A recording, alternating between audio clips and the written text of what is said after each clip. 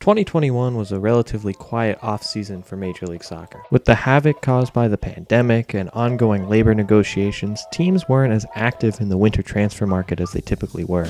And with all that being said, we shouldn't have expected quite as large a spending spree as we saw before the 2020 season. With all these factors, it was still a relatively quiet window. Turns out though, maybe teams were just waiting to splash that cash. Hello everybody, my name is Topher and welcome to a new type of video here on the Playmakers Podcast YouTube channel. I mentioned in my MLS preview video that I wanted to start making more MLS content here, and let's start off by looking at one of the most intriguing signings of 2021, Toronto FC's Yeferson Soteldo. Unless you're really into South American soccer, you've likely never heard of Soteldo, but his resume is rather impressive. The 23-year-old Venezuelan midfielder has become one of the best players in the Americas over the past few seasons, starring at Brazilian side Santos. 2020 was actually the best professional season for the Venezuelan international.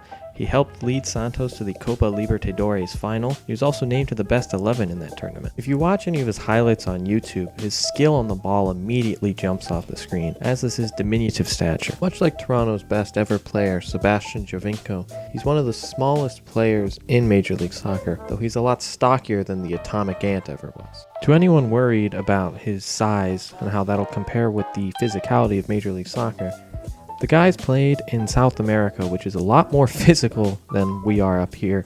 If he can survive playing in the Brazilian league and in the Chilean league and against Argentine teams, he'll be just fine here. He's primarily a left winger who likes to cut in and invert onto his right foot. He can also play through the center as an attacking midfielder, potentially even as a second striker in a 4-4-2. He's incredibly dangerous in a 1v1 situation, capable of beating multiple guys off the dribble, unlike anyone else on this Toronto team. His excellent dribbling ability allows him to create shooting opportunities for both himself, as he's an adept finisher who can shoot with a lot of power on his shot. And he could also create opportunities for others. He's a good crosser, and he has good enough vision to find that final ball. His goal and assist numbers in his career are pretty impressive, hovering around 0.4 goals and assists per 90 minutes throughout his career.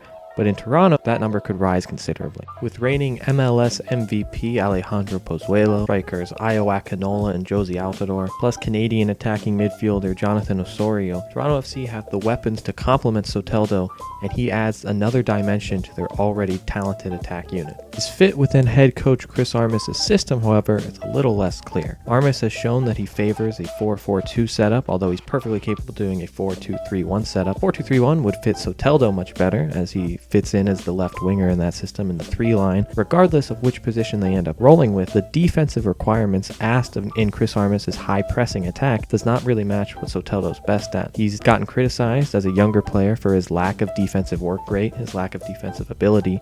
But if Armas can get the best out of him as a defensive player, then that won't be much of a worry. Regardless of how he fits into this pressing system, his talent and his ability far exceeds Jadon Nelson and Jacob Schaffelberg, who currently occupy the left wing role, and he adds another game-breaking, match-winning talent to Toronto FC's roster.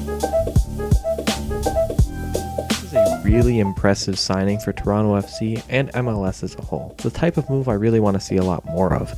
Soteldo is a young player capable of being sold on to Europe for a huge transfer fee, but he's also already established, playing at the highest level in the Western Hemisphere. This signing reminds me a lot of Atlanta United's two big signings, and that's Miguel Almiron and Pity Martinez. And while Martinez was not great in MLS, he was not near consistent enough to live up to his massive price tag, buying the player who was the reigning player of the year in South America, who is just entering his prime, is the same kind of ambition that the signing of Soteldo by Toronto shows.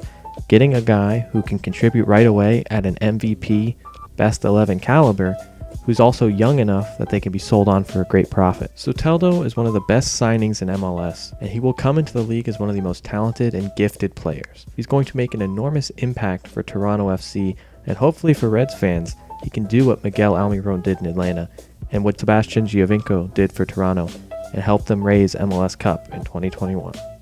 Thank you all for watching. Please consider subscribing to our channel, drop a like if you enjoyed this video, and comment below what other MLS content you would like to see on this YouTube channel. Appreciate the support. Thank you all for watching.